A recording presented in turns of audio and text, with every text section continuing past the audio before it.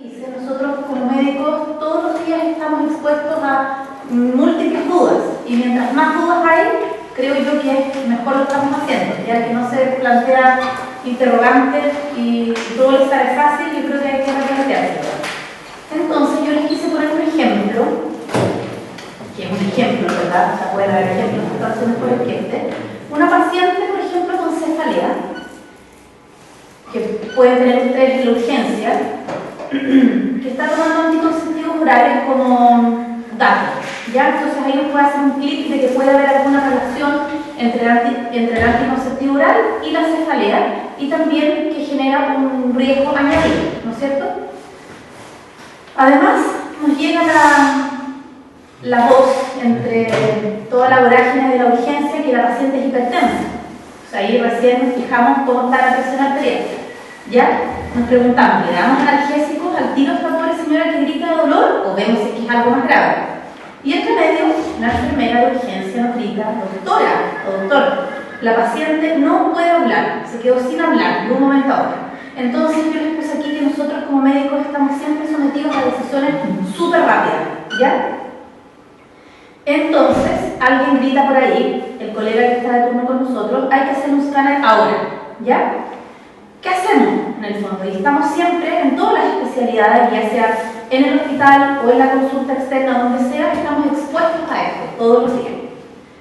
Nos juega en contra, como médico, qué pena decirlo, pero muchas veces el desconocimiento y la ignorancia de algunas de las patologías de nuestra propia especialidad, ¿ya? Como somos seres humanos, las cosas que no vemos hace tiempo se nos van quedando en el olvido. Además, también nos puede jugar en contra que de repente hay más de una terapia válida. Entonces, si yo le doy a la paciente algo, puede ser que también exista otra terapia que le va a servir igual de bien o casi igual de bien, pero que tiene otros beneficios. Por ejemplo, que tenga menos efectos secundarios o que sea más barata. También nos puede jugar en contra cuál es el mejor examen diagnóstico y en nuestra realidad. A lo mejor el mejor examen diagnóstico puede ser el examen A, pero en nuestra realidad nunca vamos a tener acceso al examen A, ¿ya? Entonces tenemos que ver cuál es el mejor examen diagnóstico de nuestra realidad. Y nos juega muy en contra las presiones externas, como por ejemplo, yo puse enfermera como para graficarle y explicarle que muchas veces el equipo médico nos está presionando para que demos luego una terapia, porque la paciente chilla de dolor o necesita que se calme luego, ¿ya? Los parientes obviamente nos miran con cara de interrogación, la propia paciente, nuevamente disculpen que hable en femenino, pero yo veo puras pacientes mujeres, así que estoy adaptada a eso. Y muy en contra, hoy en día nos juega todo lo médico legal. Obviamente todos saben, y ojalá que ninguno todavía haya estado expuesto a alguna situación. Yo por mi especialidad sí he tenido que estar expuesta a algunas situaciones, a veces sin ni siquiera haber pasado por el lado de la paciente, ¿ya? Entonces nos juega en contra y nos van a llamar y después nos va a preguntar por qué le dimos el tratamiento A si se sabe que el mejor tratamiento es el C, ¿ya? Y la falta de recursos obviamente nos juega muy en contra de los establecimientos públicos y eso todos lo saben, ¿ya? Entonces todo lo anterior sumado a la falta de tiempo que tenemos muchas veces para la toma de decisiones y la mucha, y lo puse con harta porque realmente es demasiada la información que hay. O sea, se dice que un especialista para estar y leerse todos los artículos que al año salen de su especialidad debiera leer 19 horas al día. Entonces, obviamente eso es inllevable, ¿no es cierto? Todos tenemos familia y tenemos otra vida, ¿ya? Por lo tanto, la muchísima información que hay nos lleva a la necesidad de usar las guías de práctica clínica, ya que en el fondo, en buen chileno, es la papita pelada para el problema que tenemos. Pero para usarlas, primero se deben elaborar. Y no solamente elaborar, sino que muchas cosas más que yo les voy a intentar resumir en esta clase. En primer lugar, el IO, en el año 90, definió qué es una guía de práctica clínica y la puso como un conjunto de recomendaciones que están desarrolladas en formas sistemáticas y fundamentadas en la mejor evidencia disponible, ¿ya?, para ayudar a los profesionales sanitarios y obviamente a los pacientes a tomar la mejor decisión en cuanto al diagnóstico y a la terapia de ciertas patologías o condiciones médicas. ¿Ya? No son, y lo distingue muy bien la IOM, no es un consenso de expertos, no son criterios de uso adecuado, no son medidas de calidad, ni son protocolos, ¿ya? Porque acuérdense que el protocolo es algo rígido. La guía es una recomendación que nosotros podemos tomar o llevar, o dejar, pero si es que la tomamos vamos a estar mejor respaldados, ¿ya? ¿Para qué existen entonces? Bueno, obviamente existen para reducir la variabilidad de terapias y de diagnósticos de patologías o condiciones, ¿ya? Por ejemplo, si es que el doctor que estudió en el año 50 cree que la terapia para cierta enfermedad es esa y el otro que estudió después cree que es otra, esto como que equipara los conocimientos, ¿ya? Obviamente esto se traduce en nuestros pacientes, en la muerte y mortalidad, si para eso estamos enfocados, ¿ya? Para mejorarles la salud a las personas o prevenir enfermedades. Cuando aparecen técnicas nuevas, ya por ejemplo, se me viene a la mente la angiotaca, ya cuando apareció, obviamente tuvieron que ponerse al día y ver realmente si era mejor que lo otro o no era mejor, ¿ya? Y en definitiva, para mejorar la calidad de atención hacia nuestros pacientes, que les insisto es hacia dónde vamos y para lo que trabajamos, ¿ya? Obviamente para mejorar la comunicación entre los médicos, entre médico y enfermera, entre enfermera y enfermera, entre todos, ya para hablar todos el mismo idioma y saber todos qué es lo recomendado. Y obviamente para los que hacemos docencia es mucho más fácil, como yo también les contaba la otra vez, enseñar lo recomendado y no que a un alumno le llegue de oídos de un médico el tratamiento A es el mejor y que el otro le diga el tratamiento B y el otro el Z, porque si está en periodo de formación se va a confundir y tampoco es la idea. ¿Ya? Pero tampoco es la idea para que hagan docencia o vayan a hacer que el alumno estudie la guía de práctica clínica, porque obviamente él tiene que investigar y estudiar y después llegar a la guía de práctica clínica. ¿Quiénes son los que hacen las famosas guías de práctica clínica que son como las salvadoras? Los estamentos internacionales como la OMS, por ejemplo. ¿Ya? Por ejemplo, la OMS recomienda que la tasa de cesárea no debe ser mayor a un 15%. ¿Ya? Estamos lejos de cumplir. Los gobiernos, por ejemplo el MinSal, a través de sus ministerios de salud, los hospitales, clínicas, los centros médicos tienen el derecho a hacer sus propias guías de práctica clínica. Los servicios, por ejemplo el servicio de medicina interna o de pediatría, y los grupos de trabajo. Por ejemplo, si yo formo parte de un grupo de trabajo de laparoscopía ginecológica, puedo yo con mi equipo hacer una guía de cuándo voy a tratar el ectópico con la laparoscopía, cuándo no, etc. ¿Ya? Y así minimizar los errores. ¿A quiénes les sirven estas guías de práctica clínica? En definitiva, a nuestros pacientes, obviamente a todo el personal sanitario, a los jefes para fiscalizar, ya los jefes de servicio, los directores de hospital y finalmente el ministro de Salud. Obviamente a los docentes y a los alumnos, como ya les dije, es mucho más fácil enseñar y aprender cuando las cosas están pauteadas, ¿ya? A los gobiernos para fiscalizar y mejorar sus indicadores de salud. Entonces aparece la guía de práctica clínica como una estrella, ¿ya? ¿Por qué? ¿Por qué es tan buena? Porque, como les dije, la papa pelada da el problema, nos da la recomendación clara y específica. Por ejemplo, el grado de recomendación para dar ácido fólico en los pacientes periconcepcional es tal, dele, doctor, o no le dé, ¿ya? Y además nos indica el nivel de evidencia y el grado de recomendación. Entonces nosotros podemos decir en realidad que el nivel de evidencia es bien malo, pero lo voy a hacer igual. ¿Ya? Obviamente no es discutible cuando el nivel de evidencia es muy bueno, ahí obviamente todos lo van a hacer, o todos debieran hacerlo. Ahora, cada vez se han ido desarrollando más las guías de práctica clínica basadas en la evidencia, ¿ya? Y cada vez menos las basadas en la experiencia del médico o de los médicos, ¿ya? En Chile, solamente en la última década ha tenido más desarrollo las guías de práctica clínica basadas en la evidencia. Y se incorporó en el año 2003 un instrumento que se llama AGRI, que voy a intentar resumírselo, que es para evaluar la calidad de la guía, si es que realmente es una buena guía o no es muy buena guía, porque esto es lo otro, puede ser que no sea muy buena y que estemos perdiendo el tiempo también. Entonces, ¿cuáles son las fases en el desarrollo de una guía de práctica clínica? Son 5. Una es la elaboración, la segunda es la adaptación, actualización, evaluación y la implementación. No son correlativas, ¿ya? Porque yo puedo tener una guía existente y solamente adaptarla, ¿ya? O actualizar una antigua. Entonces yo no sé si se ve un poquito ahí el gráfico, sino igual yo les voy a mandar la clase. Acá tenemos un problema de salud, por ejemplo, diabetes mellitus. Ya hay variabilidad en la práctica médica. Unos dicen que es mejor tratar con glafurmil, el otro dice insulina, por ponerles un ejemplo, ¿ya? Entonces, me pregunto, ¿es necesario elaborar una guía de práctica clínica?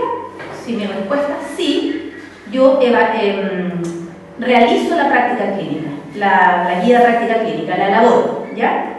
Y luego que la elaboro, viene la fase de implementarla, que ahí vamos a ver de qué se trata, ¿ya? La implementación. Si es que la guía de práctica clínica ya estaba, yo la puedo adaptar a mi realidad, por ejemplo, tomar una de España y adaptarla a nuestra realidad local, o puedo actualizar una que quedó en el olvido hace más tiempo, ¿ya? Ahora, en cuanto al desarrollo y elaboración, primero debo delimitar el alcance de los objetivos, es decir, qué es lo que yo quiero con la guía de práctica clínica, ¿ya? Después, ver cuál va a ser el grupo elaborador de la guía de práctica clínica y se recomienda que sea multidisciplinario, no, por ejemplo, que haya puros diabetólogos en una guía de diabetes, ¿ya? Me formulo las preguntas, ¿ya? Con la típica sigla PICO, para diagnóstico, para tratamiento, para lo que yo quiera realmente resolver con la guía. Y yo diría que para toda medicina basada en la evidencia, este es el paso más importante, que es la búsqueda, evaluación y síntesis de la evidencia, ¿ya? La búsqueda, si es que es una búsqueda mal hecha, ustedes saben de que nos puede tirar por el desvío, ¿ya? Por eso que tiene que ser multidisciplinario, tiene que haber colaboradores y tiene que haber un grupo externo que después evalúe la guía para ver si en el fondo no hay errores o minimizar los errores, ¿ya? Y toda esa información, que como yo ya les dije es mucha, evaluar cuál me sirve, cuál no me sirve y sintetizarla, ¿ya? Después, en la guía tiene que haber una recomendación, ¿ya? Y la recomendación tiene un grado de, en el fondo, de credibilidad, ¿ya? ¿Sabe qué, doctor? Esto es súper importante, es un grado fuerte de recomendación, por lo tanto, hágalo, o sabe que no es muy bueno. Vea usted si lo aplica o no. Tiene que haber una revisión externa, un comité externo que revise la guía y después se dicta la guía de práctica clínica. Entonces, como ven, es harto trabajo. Ahora, la adaptación, como ya les había adelantado, es la modificación de una guía ya existente para evitar esfuerzos innecesarios en realizar una nueva guía o en actualizar una ya existente. Se adapta a mi realidad local. La actualización se recomienda que siempre se estén actualizando las guías y que no pasen más allá de 5 años en que la guía no se actualice. Esa es como la recomendación. Incluso algunos dicen 3 años, pero sería así como un trabajo de loco. Y la evaluación es súper importante porque hay que evaluar una guía. Hay que evaluarla para validar la información, porque en el fondo yo no saco nada con hacer un esfuerzo inmenso de hacer una guía, el grupo que la haga, si después el profesional de la salud no la va a pescar porque no le va a dar mucha confianza, ¿ya? Entonces tengo que validar la información. Y eso aumenta la confianza de la persona que la lee. Que, ojo, no solamente es el personal de salud, sino que también es el paciente. Facilita el trabajo del profesional de salud y, en el fondo, lo que es evaluar la calidad de la guía. Ahora, el instrumento AGRI, como yo les dije que había salido en el año 2010, y que cada vez se ocupa más, y que ahora en la versión 2, tiene distintas áreas de evaluación que son 6, ya que son las que están acá. Obviamente esto no tiene mucho sentido aprendérselo de memoria, acá están: alcance y objetivo, participación de los implicados, rigor en la elaboración, claridad y presentación, aplicabilidad e independencia editorial. Los evaluadores se recomiendan que sean entre 2 a 4 por día. Deben recopilar toda la información respecto a la elaboración de la guía antes de evaluarla. O sea, cómo se hizo la guía. Y cada ítem va a ser evaluado por la siguiente escala: muy de acuerdo, en desacuerdo o muy en desacuerdo. Y acá acá tenemos, por ejemplo, que hay 4 ítems de la primera área, que es alcance y objetivo de la guía. Y acá están los 4 evaluadores. Entonces, cada evaluador, para cada ítem, pone un puntaje. Y después, con esta formulita, se saca el nivel, en el fondo, de evaluación de la guía, ¿ya? Y se recomienda que sea sobre el 60%. Y finalmente se hace una recomendación, si la guía es muy recomendada, recomendada o no hay opinión. Yo creo que no vale la pena que les mencione cada una de las cosas que se ven en cada área, ¿ya? Igual este PowerPoint les va a llegar, me comprometo a mandárselo, pero ahí está en el fondo el resumen de las preguntas que deben hacerse por cada área, ¿ya? Independencia editorial significa que no haya conflictos de interés en el fondo de las personas que están a cargo de la guía. Y la implementación, que es súper importante, es en el fondo la puesta en marcha de la guía, que es uno de los puntos más importantes, porque tiene que tomar en cuenta el contexto sociocultural en el cual se va a aplicar la guía clínica, ¿ya? Porque no es lo mismo, por ejemplo, una guía de práctica clínica para X enfermedad en Holanda que en Chile, ¿ya? Obviamente son distintos escenarios, con distintos recursos y distintos pacientes.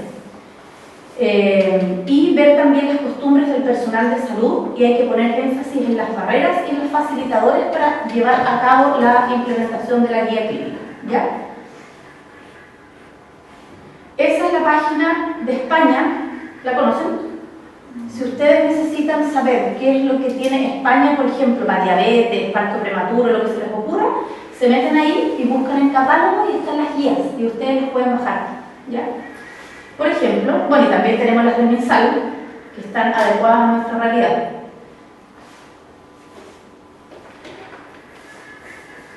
Por ejemplo, las del MinSal no las puse porque esas tenemos más acceso nosotros, ¿ya? Pero para que ustedes las conozcan, esta es una guía, puse algo de mi especialidad, la aproveché de dejar.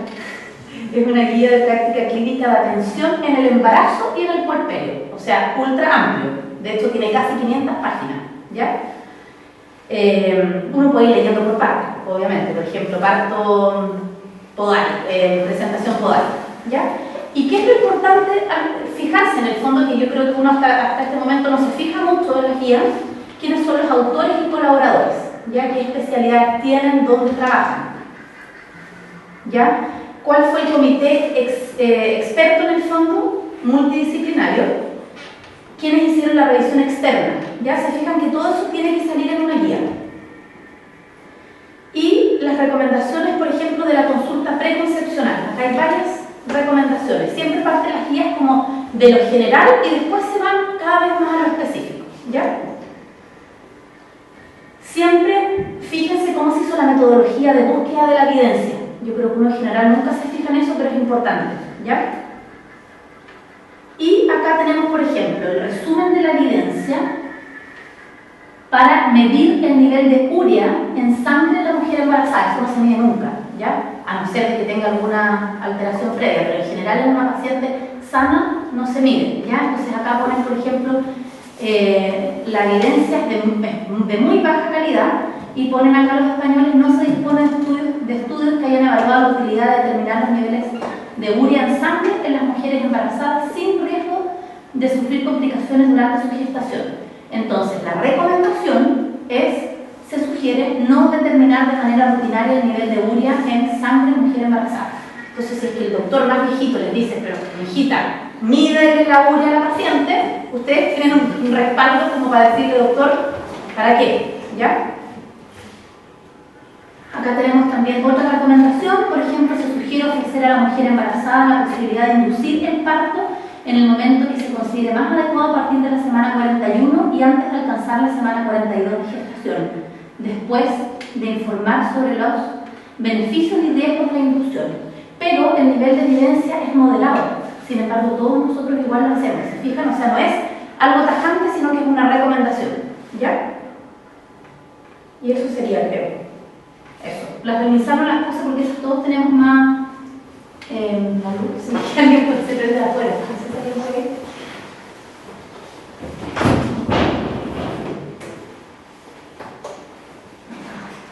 Ahí imagino. En nuestras guías del MinSal salen los grados de recomendación con letras, que es más fácil de entender que débil o moderadamente débil, ya, parece que los españoles son más complicados. No sé si alguien quiere aportar algo.